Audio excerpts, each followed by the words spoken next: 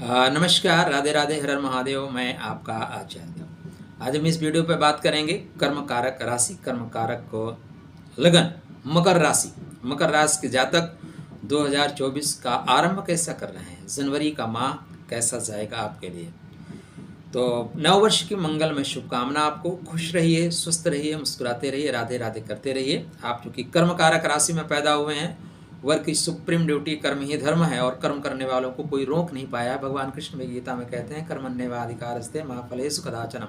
हे अर्जुन, तू कर्म कर, फल की चिंता मत कर, क्योंकि फल तो मैं ला के तुझे दूंगा। भाई दरवाजा बंद कर रखा है तो क्या हुआ, खिड़की से डाल दूंगा, पार्सल कर दूंगा, इसलिए फल तो मिलेगा। आप अपना अच्छा कर्म करिए।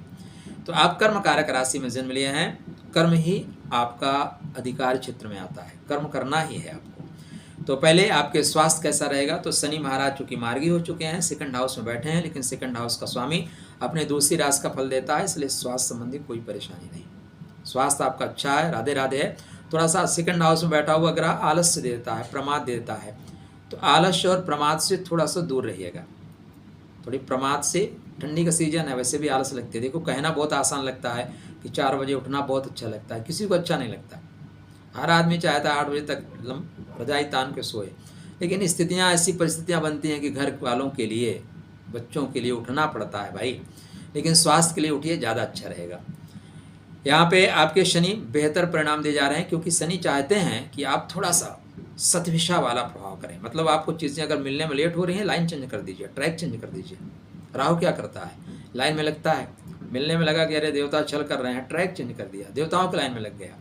बस वही वाला थोड़ा सा यहाँ पे आपको व्यवस्था अपने जीवन में ढालनी पड़ेंगी। देखिए, ग्रह नक्षत्र हमसे बोलते हैं, ग्रह नक्षत्र कहते हैं कि अब आपको ये वाला काम करना चाहिए, और अगर आप उनकी लैंग्वेज को समझ पाते हैं, भाषा को समझ पाते हैं, तो आप कर ले जाते हैं। जो लोग नहीं समझ पाते भाई, वो ऐसे खड़े रह जाते हैं।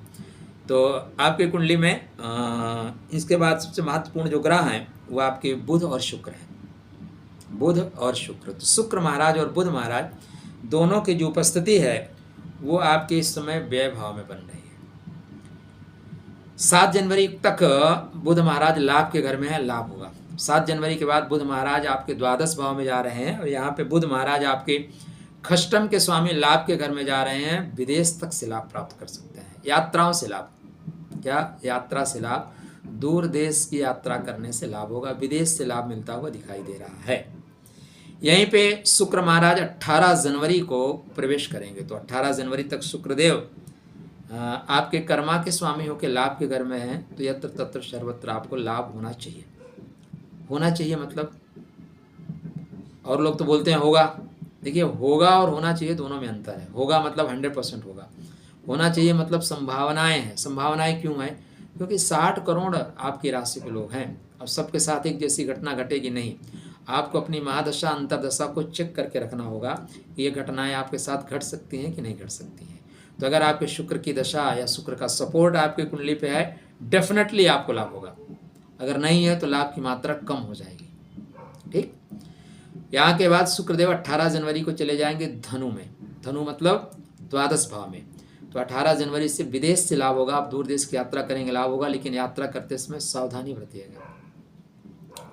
शुक्र आपकी कुंडली में पंचमेश है, प्रेम से दूर जा रहे हैं, संतान से दूर जा रहे हैं। यदि आप छात्र हैं तो आपका कंसंट्रेशन बिगड़ रहा है, एकाग्रता में कमी आ रही है, और एकाग्रता सफलता की चाबी होती है। अगर आप नहीं पढ़ रहे हैं ना, कोई बात नहीं, लेकिन जो आपके साथ एग्जाम दे रहा है वो तो पढ़ रहा है भाई, वो तो कंटिन्यू लगा हुआ है, उठ ही नहीं रहा है।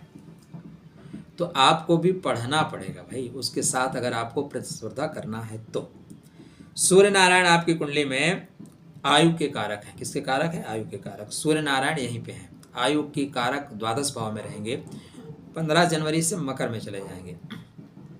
जब सूर्य नारायण लगन में आएंगे तो आपका व्यक्तित्व थोड़ा सा अच्छा होगा। देखिए, राशि आपकी कोई हो, सूर्य नारायण का उस राशि पे गोचर करना आपको चमका देगा। अपने क्षेत्र में मान सम्मान प्राप्त करेंगे। हाँ, ये यहाँ पे एक चीज़ जरूर होगा, आयु संबंधित आपको लाभ होगा, किंतु चिड़चिड़ापन आएगा। क्या आएगा, चिड़चिड़ापन। अष्टम भाव का स्वामी थोड़ा चिड़चिड़ापन देता है, और सूर्य नारायण है, थोड़ा क्रोध की मात्रा बढ़ेगी। तो क्रोध की मात्रा को ज़्यादा बढ़ने मत दीजिएगा, चीज़ें बैलेंस करके निकल जाएंगी।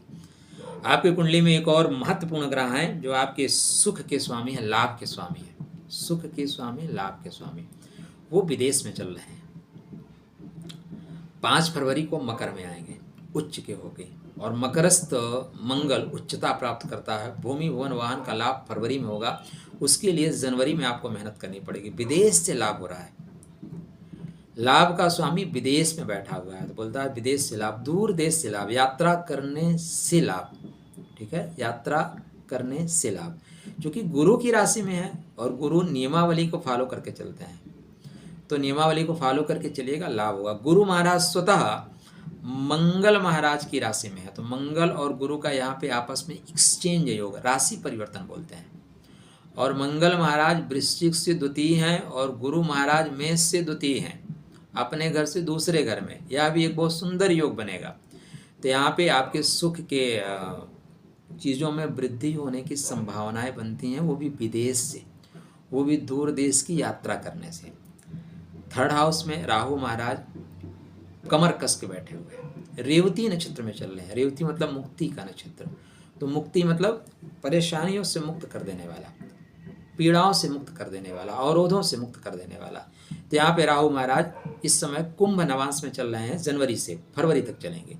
कुंभ मतलब धन का नवांश, तो राहु चाहते हैं कि गुप्त तरीके से आप धन प्राप्त करें। एक और खास बात ये हो रहा है कि इस समय शनिदेव राहु के नक्षत्र शतभिषा में होंगे और राहु महाराज शनि महाराज के कुंभ नवांश में होंगे, कुंभ राशि में नहीं, नवांश। आप हमारे साथ यात्रा कर रहे हैं तो आपको पता होगा हमारी सारी बातें नक्षत्रों पे होती है। नक्षत्र ज्योतिष के नेत्र हैं, ज्योतिष वेद का नेत्र है, लेकिन ज्योतिष का नेत्र कौन है? नक्षत्र ही तो है। तो इस समय कुंभ नवांश में होने से गुप्त तरीके से आपको लाभ होगा।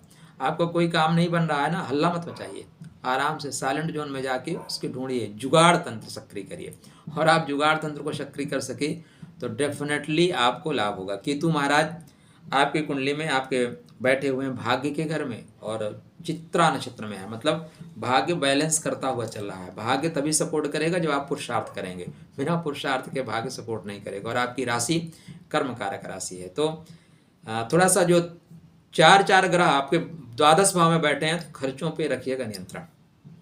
द्वादश भाव में जब ज़्यादा ग्रह होना तो खर्च बहुत होता है, अनावश्यक खर्च हो जाता है।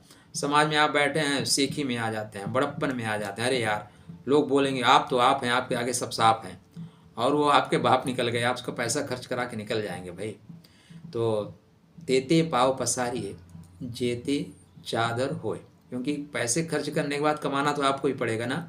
इसलिए द्वादश भाव के शुक्र से बच के रहिएगा, क्योंकि यहाँ पे थोड़ा सा खर्च करने की प्रवृत्ति दे देगा। द्वादश भाव में सूर्य नारायण रहेंगे, शान शौकत पे ज़्यादा खर्च होगा, तो खर्च पे कटौती करके चलेगा, चीज़ें ठीक रहेंगी। आपके लिए मंगल में शुभकामना। राधे।